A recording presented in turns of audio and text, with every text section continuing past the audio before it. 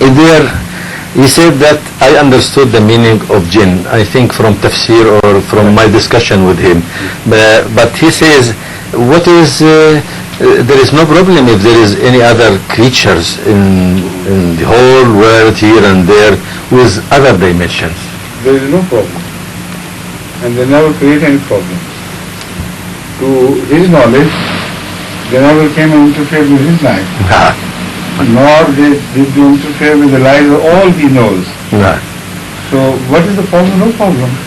The problem is only in the mind of those people who like ordinary, credulous people to believe that they are jinns and they have command over jinns. So they can go to them and they can extract money from them, but service is rendered to them by way of dispelling jinns and so on. The problem only lies in that area. Otherwise, jinn are decent people, they don't interfere with the human lives. يجيب أمير المؤمنين على سؤالك، وقد أجاب من قبل في موضوع الشيطان بوجود المخلوقات التي يمكن أن تكون من أبعاد مختلفة، والشيطان من هذه المخلوقات. ويقول ليست هناك أي مشكلة، ليس هناك أي مانع من أن تكون هناك مخلوقات نعرفها أو لا نعرفها من هذا النوع. يقول حضرته أن المشكلة فقط فيما يتعلق بالجن وأنها مخلوقات من أبعاد أخرى لا نعرفها، هي في أولئك النصابين الذين يزعمون أن لهم علاقات بالجن وأنهم يطردونهم ويأخذون الأموال في نظير هذه المشاكل. وإلا فإن الجن لا تتدخل في حياتنا لأنها من dimensions أو من أبعاد أخرى لا تلتقي بنا ولا نلتقي بها ولا دخل لنا بها في هذا الموضوع. You see, the problem again rises in relation to Sharia and how far they are obliged or commanded by God to accept a prophet. This is the most important issue which people do not raise, but this is the question which should be raised. If they are a separate entity in themselves, spiritual, some sorts of spiritual beings who are like angels. Now we don't know what angels are, but we know that they can take apparitions. Sometimes an angel is seen in the form of a dove by Jesus Christ. Sometimes the angel is seen by Hadhrat Rasulullah ﷺ, filling the entire span of the horizon before him. Sometimes he comes like an ordinary man. So that means that angels have no shape like ours. But to be seen, they have to acquire some shape. That is why the Holy Quran, referring to such an event, says, تَمَثَّلَ لَهَا بَشَرًا سَوِيًّا. The angel who appeared to Hazrat Mary was not in his own shape. تَمَثَّلَ لَهَا بَشَرًا سَوِيًّا. It was well balanced and a beautiful, comely person. It was whom Mary saw, but it was not that. It was an angel of God. So the angels have to take different shapes when they appear before people.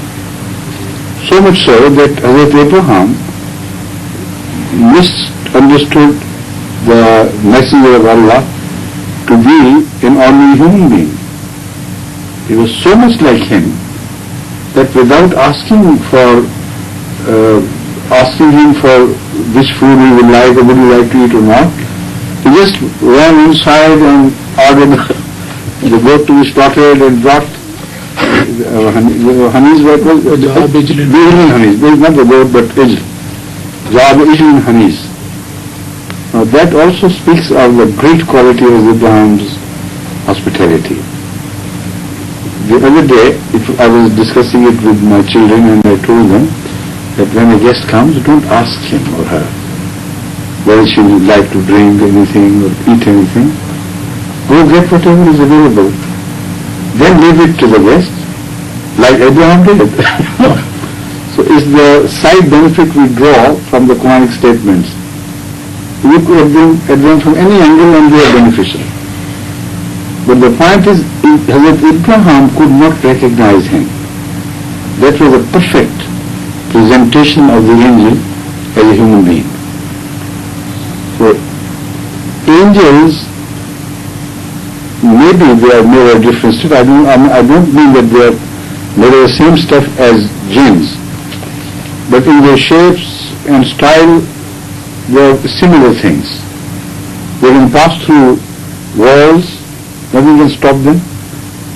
And according to those who believe in jinns very strongly and tenaciously, they are made of fire, yet they do not burn when they occupy you. You see? So they are different things, but they do not have a shape because they appear differently.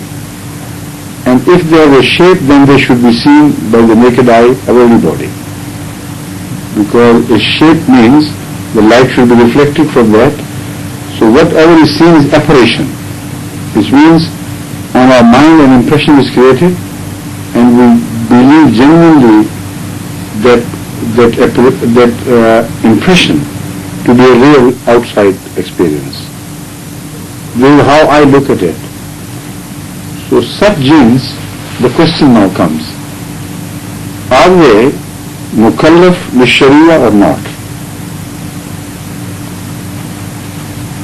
Do they have to accept a Sharia? And how is the message spread to them? Who conveys the message? Who becomes Tahir Allah? And how can he convey the message? Can he throw the message all around him in the air so that a jinn may hear and accept? And how do they perform namaz and give zakat and do all the hajj and everything about the Sharia which they should do? And how do they marry? And how do they distribute their inheritance? Legacy. Children inherit and they leave the legacy to others. Now when you come to all these issues, then you realize that the jinn, if they are an ethereal thing, they are not obliged by God to accept any prophet. Again, the prophet has to be from among yourselves. The Holy Quran rejects the idea that an angel should descend. Angels should descend if they should be sent or should descend if human beings were angels. So how could a human prophet be sent to the jinn? That again is the question. If not, then are there jinn prophets? And what is their relationship? And how is the way revealed? Have you read anywhere in the Holy Quran that Allah sent wahi to a jinn? You know Allah sent wahi to even the honeybee. But to jinn I have never read anywhere in the Holy Quran or the Hadith that Allah used to send wahi to jinn.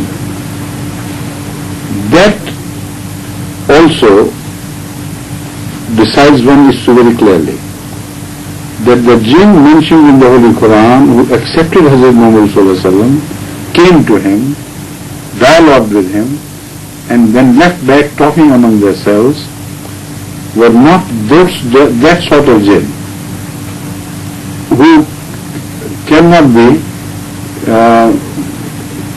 in any way expected by God to follow a prophet or a Sharia, because they are differently built. They are not made to follow the Sharia which is revealed to human beings for their purpose and for their requirements. If the jinn are a different type of makhluk, their Sharia should be different. You know, the Holy Quran says very clearly that at such and such time when you go somewhere, knock at the door, take permission and then enter. Do you ever hear a knock from a jinn? But because it is your time, between your and other, so I have come and I am follower of the Holy Quran, so I must take permission.